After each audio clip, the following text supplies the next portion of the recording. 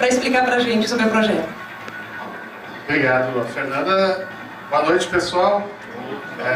Sempre com a informalidade de sempre, né? E as redundâncias de sempre. Enquanto eu falo essas palavras para o pessoal lá arrumar a câmera, né? Para ficar filmando bem.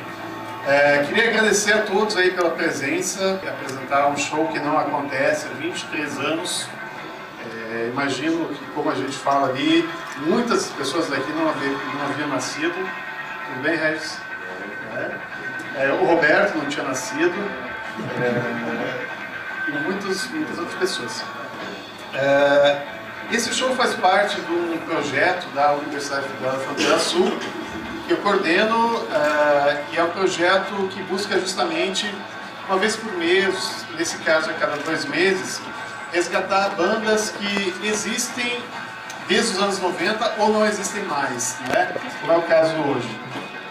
Esse projeto está na 6ª edição, ele conta então com o apoio cultural do SESC e também do Despachante Aquários, está aqui na presença do Lúcio, que ajuda também a gente passa aí pra gente, que a gente digitaliza e faz o que fez aqui com o show de 1990 do Crianças Lunáticas. Então eu queria agradecer a todos e chamar ao palco, 23 anos depois, Crianças Lunáticas. Uhul!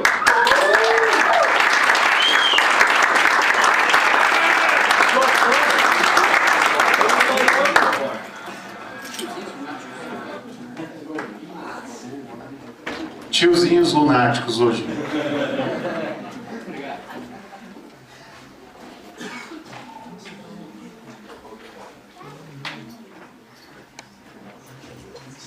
Os equipamentos bem melhor, né?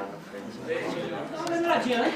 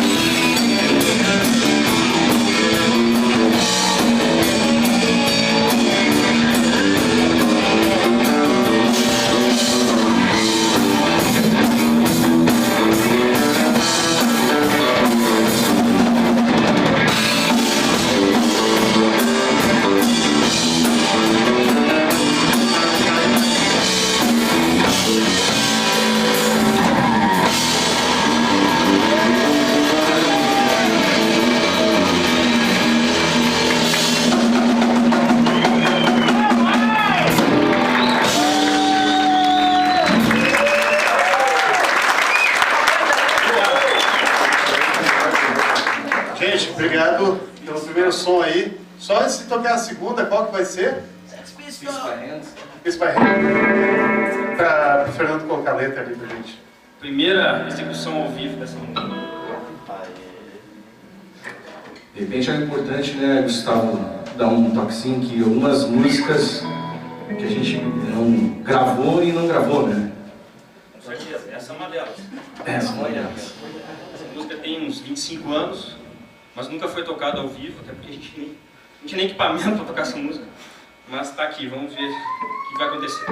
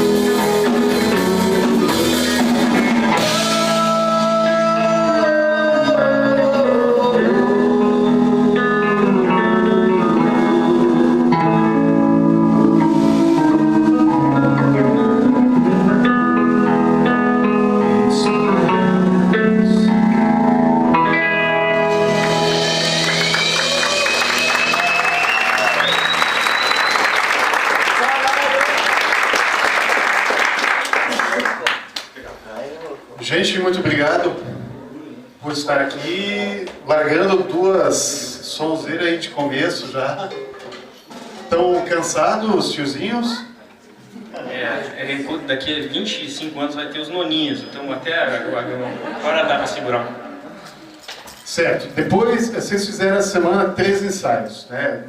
2, 3 semanas para cá, do projeto. Mas essa foi a primeira apresentação para um público, depois de 23 anos, tocando as músicas do Criança, e músicas que mesmo o Crianças não tocava, como Peace by Hands, né? E aí? Sim, a primeira música que a gente executou já era uma música muito antiga, né? Do segundo grau, a gente pegava o violãozinho no Bom Pastor lá e ficava puxando. Fernando, coloca o cartaz de música autoral. Desculpa. Tá, não sei se dá pra falar. Vai no microfone. Então, eram músicas muito mais antigas ainda, né? Na verdade. Boa parte do que a gente vai tocar hoje é muito mais antigo do que os Crianças Lunáticos. Era música de tocar em colégio. E quando a gente montou a banda, que na verdade a gente nem... né? Então fizemos, acho que, 2 shows com música própria. E daí é que a gente começou a compor, né? Mais pra banda, assim. E essa última era justamente a música que a banda tava criando ali, né? Não era aquela coisa do colégio, era a banda já tentando encontrar um caminho musical. Dá pra ver que tem bastante diferença, assim. É notório as épocas, todo mundo vai perceber que nessas músicas tem uma forte tendência dos anos 80. Tanto na primeira música, que vocês identificarem vão perceber que tem alguma influência de TNT, de outras bandas que a gente ouvia, que eram famosas na época. E essa última canção, algumas pessoas vão perceber que tem uma certa semelhança com o U2, que era uma banda que nós nos identificávamos. Então, queira ou não, isso sempre fez parte da nossa vida, e o que nós conseguimos filtrar e colocar nas nossas músicas, a gente fazia isso. Na verdade, assim, a gente não teria menor interesse de soar como alguma coisa, mas com certeza o que estava acontecendo na época estava impregnado, né? Acho que o disco de Joshua Tree do U2 foi um disco que nossa, foi uma revolução, assim, uma sonoridade totalmente diferente, né? E era aquela época que a gente estava idealizando aqui, mas não tinha equipamento, não tinha nada, e na verdade nunca foi querer soar como uma banda ou outra. Mas sempre tem aquela sonoridade. Mas vocês vão ver que as músicas são todas muito, acho que, bem diferentes, assim, então dá para mostrar muita coisa, uma coisa bem eclética. Como é que começou a banda? Só o Juca foi excluído do microfone. Mas pode... Fala alto. Aqui, ó. Eu falo alto! Na verdade, assim, a gente se conheceu fazendo som, brincando. Eu tocava violão na época, queria ser guitarrista. A gente era vizinho, eu e o Gustavo era vizinho, e queria ser guitarrista, e fui um péssimo guitarrista. Todo mundo queria ser guitarrista. Todo mundo queria ser guitarrista, que eram os caras que se davam bem com as menininhas. Nós tínhamos 17 anos, 18, a gente queria se dar bem com as menininhas. Tinha que saber tocar violão, né, Juca? Tinha que saber tocar violão, né? Aí eu tocava um pouquinho de violão, e o Gustavo começou a me passar umas músicas dele, a gente começou a tocar junto, eu tentava acompanhar, mas eu era muito ruim. Daí ele disse, cara, por que tu não toca baixo? Porque tem baixista, né? Aí tem um amigo que pode tocar a bateria. Eu disse, não, beleza, vamos experimentar. E fomos tentando. Peguei baixo, né? Eu não tinha baixo, não tinha equipamento. O saudoso o seu Nesito, que todo mundo deve conhecer, me emprestou baixo dele, equipamento dele, e foi ali que a gente deu o pontapé inicial. Mas partiu basicamente do Gustavo agregando a gente assim, ó, puxa, vamos fazer um som, quem sabe chamamos um batera, tem umas musiquinhas para fazer, e começamos daí. O Jorge tocava, trabalhava numa loja de música, todo mundo se encontrava com o Jorge, né? Tocava, né? Qual que era a palavra? Fanfarra e banda. Na época, Fanfarra e Banda, onde é as óticas Precisão agora, do lado da loja, uma parte que é as óticas Precisão. Então tinha uma loja de músicas, e eu comecei a trabalhar lá muito jovem, 16 para 17 anos, e aí comecei a conhecer todo esse pessoal, muitos que eu conheço hoje, praticamente, é muito bacana. Outro dia eu conheci o Juliano Paludo lá, e outro dia eu vi um menino dele tocando bateria. Cara, é muito bacana essa história de poder ter conhecido muita gente bacana, né, nesse período todo aí, mas foi bacana. E o Jorge tocou numa banda, eu havia tocado antes, que se chamava Banda Nexus, que foi uma banda que foi famosa aqui na região, né? Então, depois o Jorge começou a tocar bateria com essa banda, e a gente também trocava ideia por causa disso também. Eu saí da banda, depois ele... Até porque vocês vão lançar a demo em novembro, vai ser gravada em novembro, dezembro de 1990. Então ela vai ser uma banda de transição dos anos 80 para os anos 90, né? Uma sonoridade ali bastante calcada, isso aí que a gente falou. Mais 80. Isso. Agora, então, o Nexus é uma das bandas que a gente ainda não tinha mencionado aqui no projeto. Já mencionou outras, até o Billy está aí também hoje, né? Cadê o Billy? O Billy está aqui. Os anos 70, os anos 60 e tal, e até os anos 80 também. Mas vocês podiam falar um pouquinho do Nexus aí, só para... Eu acho que o Gustavo, falo que o Gustavo foi o primeiro. Eu era uma criança lunática. Tocava guitarra, não sabia nem quando era dia nem quando era noite. E recebi um convite para tocar nessa banda aí. Essa banda aí era um pessoal bem mais velho, média de idade, 20 anos, eu tinha uns 15 anos por aí. E eu só tocava e fazia uma coisinha ali. Mas a banda tinha uma projeção. Ela saía no jornal, tinha uma coisa assim. E eles conseguiam uma gravação com o Ira na época. O Ira fazia muito sucesso. Tinha uma música na novela, Flores em Você. Então era uma banda que estava estourada aí nas paradas. E a gente conseguiu então uma gravação no estúdio deles. Então eu vivi essa história. É uma história que talvez a gente vá contar numa outra oportunidade. Não vou contar aqui. Mas então não fizemos shows assim, porque na verdade a banda tinha problemas ali. Também não vou... Fica pra próxima Como toda história. banda tem, né? Era rock and roll. Os egos inflados. Então, teve, né? Foi legal, a gente gravou um clipe, até parece que o Winston Gambato deve ter esse clipe ainda, numa fita que eu já vi bem mofada já. A gravação então da demo, como é que foi que... Foi num fim de semana, num domingo, né? Nós conseguimos gravar a nossa demo no domingo. E iniciamos às 2 da tarde, acabamos, era às 5 horas, às 6 horas nós já tínhamos visitado as 3 rádios FM da cidade. Foi um desespero, assim, nossa, nós vamos fazer sucesso, galera, vamos lá. 17 anos é uma loucura, né? Muito bom isso. E aí, vamos ficar famosos, aquela coisa, né? E querer mostrar o nosso trabalho. E a gente foi até na época, assim, agraciado, fomos... Na época a Oeste Capital, né? Na pessoa do Clayton Vogel, do Vogel, hoje de Boca, que tá do Rubão, vou falar isso. Grandes incentivadores já naquela época, que largava uma fita super mal gravada. Eu gravei com a guitarra direto numa mesa, isso aí pra quem sabe tocar guitarra sabe que não existe. Foi assim que aconteceu. Aliás, os Beatles já fizeram isso também. Mas foi um absurdo. E aí, era só um absurdo que foi naquele dia. As gravações dos cachorros, dá pra escutar os cachorros latindo. Assim. Participação especial do Bob que tinha lá. E aí, nós fomos na Atlântida e o Gustavo insistia com o cara que ele tinha que tocar a nossa música, que era... Gente, é bom! Que era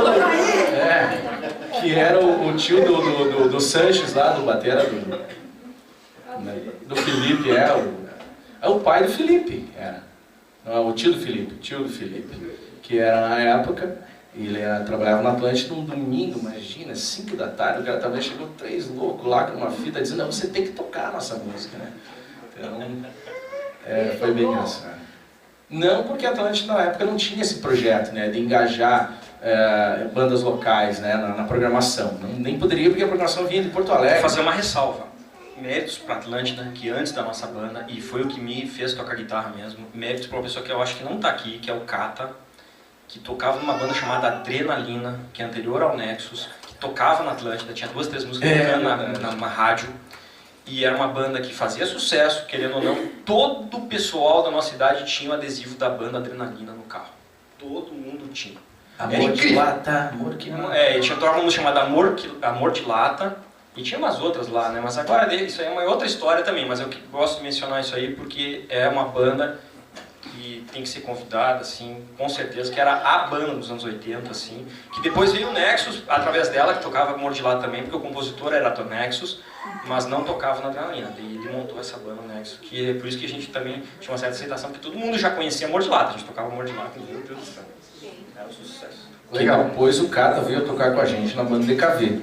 E aliás, o Kata tocou no primeiro show dos Crianças Lunares, a gente botou esse nome num dia que a gente foi tocar música cover e o Kata tava junto também, então ele é membro honorário da banda. Então como é que surgiu o nome da banda? Aí é com o Gustavo. O Gustavo é o criador. Aí então tá, tô falando demais, eu só vou fazer essa pode observação falar, então. Crianças Lunáticas, a ideia é, não tem nada a ver, mas é uma tradução livre, uma corruptela, né? Da música Moonchild, do King Crimson, que era, na época, a minha banda preferida, que eu estava descobrindo, né? Então, tem algumas coisas que a gente faz na banda aqui que também tem a ver. E, pá, aquela música, assim, era totalmente psicodélica, tinha umas coisas muito loucas na música. E, pá, só que Criança Lunar não dava, não funcionava. Então, Criança Lunática. E Lunática tinha era mais interessante, né?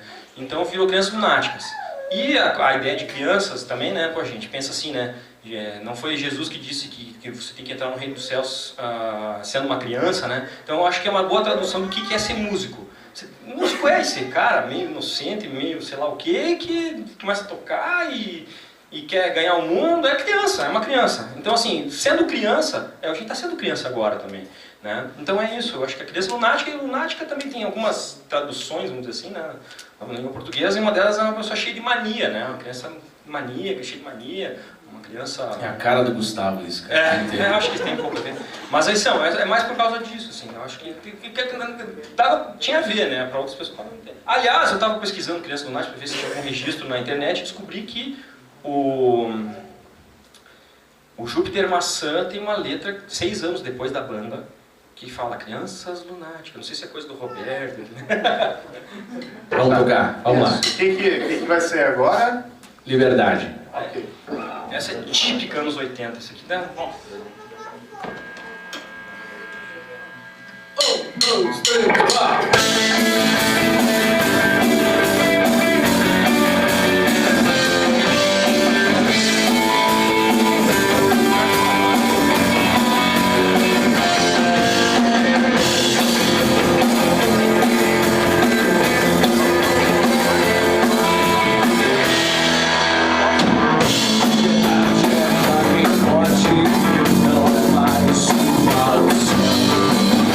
Justiça, mexe seus dedos.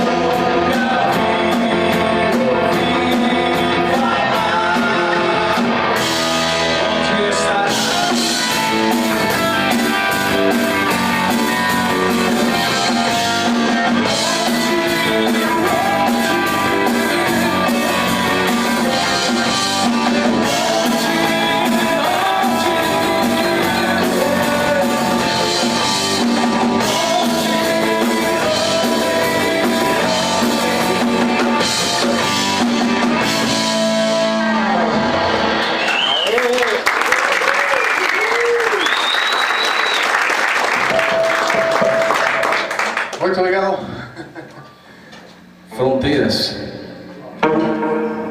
Vai rolar mais um então, seguido agora. Acho que fala da participação especial, né, Gustavo? Então, nós temos uma primeira participação especial essa noite. E é um amigo chamado David Rat. Ele vem de Nova York, está morando em Chapecó. E é uma figura muito importante na música americana nos anos 80. Ele tocou... Ele pode falar aqui, né? Não muito em português. Ele pode falar um pouquinho e a gente está convidando ele para fazer uma participação especial. Eu só pediria para tentar um pouquinho mais de retorno aqui, porque a minha voz... o que acabou a banda foi a minha voz, que eu cantava. Então, senhoras e senhores, David Rat.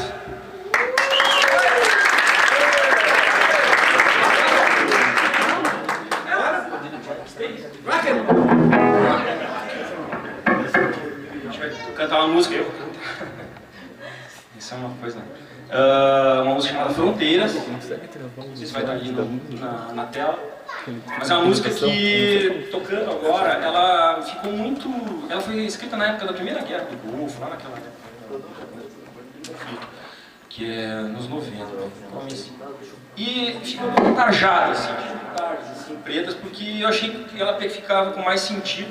Tem letra, viu, gente? Tem letra. Ele fez tudo. Ela é mais completa, a letra. Vai parecer que o cara esqueceu a letra, mas é assim mesmo. Ela vai ficar toda quebrada, é proposital mesmo. Vamos ver como é que vai sair.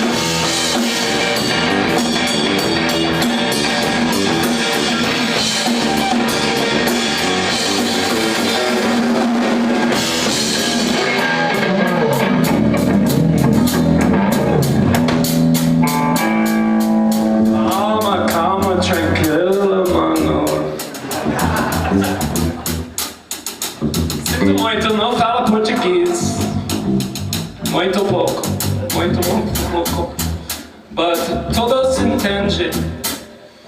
Por favor, junto-me.